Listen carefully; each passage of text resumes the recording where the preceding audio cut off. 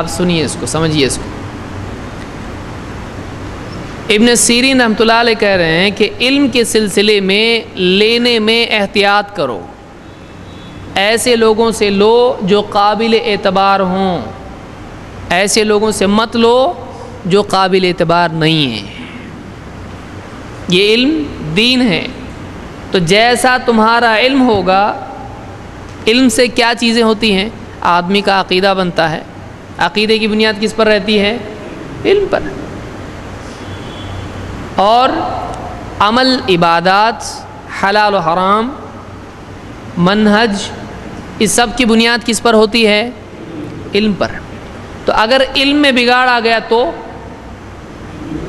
عقیدے میں بگاڑ آئے گا، عبادات میں بگاڑ آئے گا، حلال و حرام کا فرق ہو جائے گا، اصولوں میں بگاڑ آ جائے گا۔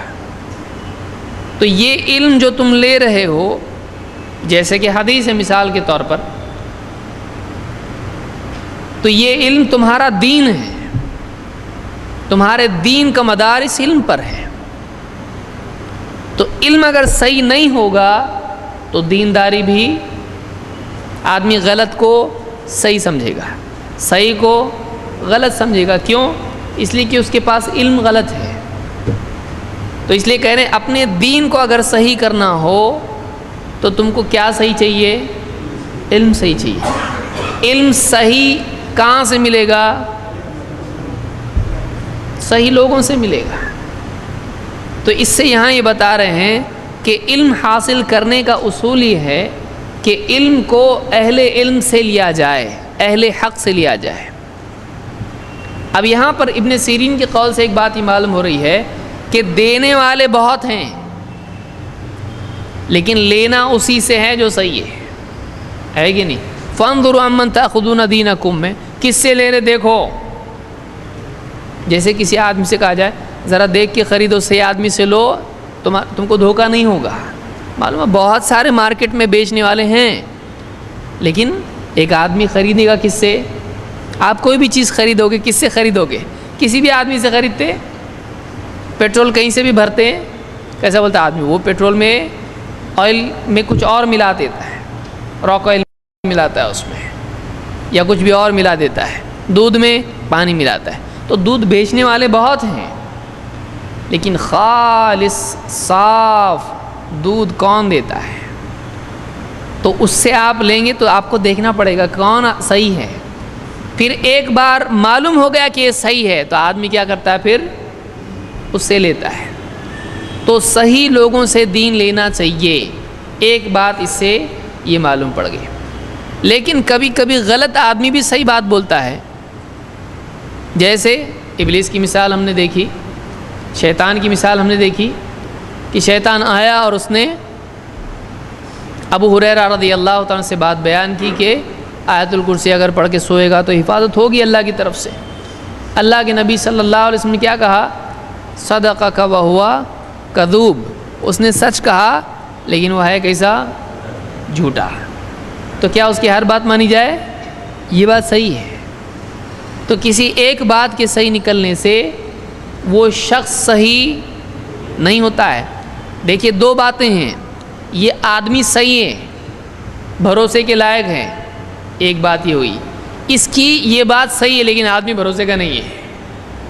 دونوں میں کیا ہے؟ فرق ہے۔ تو ایک آدھ بات صحیح نکل آتی کسی کی، لیکن واقعی جو قابل اعتبار ہے اسی سے دین لیا جائے گا۔ بعض لوگ کیا بولتے ہیں؟ بھائی ہماری صحیح بات ہے لو، یا تم کو صحیح لگا تو لو نہیں تو مت لو۔ تو کیا ہم ہر جگہ جائیں گے؟ کل شیعہ کے پاس جا رہے ہیں، پرسوں قادیانی کے پاس جا رہے ہیں، جو حق لے گا رہے گا لیں گے۔ بہت سارے لوگ ایسا کرتے ہیں، سب طرف جانا چاہیے اور وہاں سے کیا لینا چاہیے؟ ہر طرف سے خیر لو۔ کچھ لوگ ایسے ہوتے ہیں نا ایک دم سیکولر ریلیجس، تو اس طرح سے ہم کو نہیں بننا ہے۔ یہ طریقہ سلف کا نہیں ہے کہ ایک آدمی سب سے صحیح پھول چنے، سب کے باغ میں جائے اور وہاں سے کیا کرے؟ پھول چن کے لائے۔ یہ طریقہ اسلام میں نہیں ہے۔ ہم کو سیدھا اللہ کے نبی صلی اللہ علیہ وسلم اور صحابہ کے باغ میں جانا، ادھر ادھر جانا نہیں ہے۔ وہاں سے جو پھول دیتا ہے وہی لینا ہے۔ تو یہ اگر کرتا بیٹھے گا آدمی کی زندگی ختم ہو جائے گی. تو ہم کو علم انہی سے لینا چاہیے جو قابل اعتبار ہیں. فلاں کے پاس گئے، فلاں کے پاس گئے، اس کے پاس تھوڑا اچھا، اس کے پاس تھوڑا اچھا، بالکل نہیں. کیونکہ آپ کو کیا معلوم ہے آپ لے رہے ہو اچھا کہ برا ہے؟ آپ کو نہیں معلوم ہے.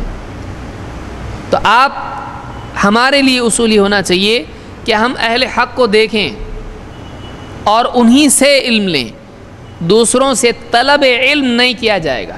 ہاں کسی کی بات آپ کے سامنے آ گئی، یہ غلط جماعت کا ہے، غلط فرقے کا ہے، گمراہ ہے، وہ بول رہا اللہ ایک ہے، آپ کیا بولو گے؟ نہیں یہ آدمی گمراہ ہے، اس کی کوئی بات مانو مت، یہ بھی بات غلط ہے، ایسا کریں گے؟ نہیں. وہ جو بول رہا ہے وہ اسٹیبلش چیز ہے. ایک تو یہ کہ آپ کو معلوم ہے یہ صحیح ہے. جیسے کوئی غیر مسلم آپ سے کہے اللہ ایک ہے، آپ کیا بولو گے؟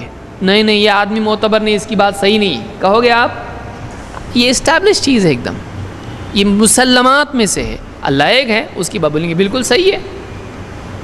کوئی آپ سے کہہ رہے وہ غیر مسلم ہے، اس کی بات کو صحیح بولتا ہے، وہ بول رہا صحیح ہے، آدمی صحیح نہیں ہے، بول رہا ہے وہ صحیح ہے.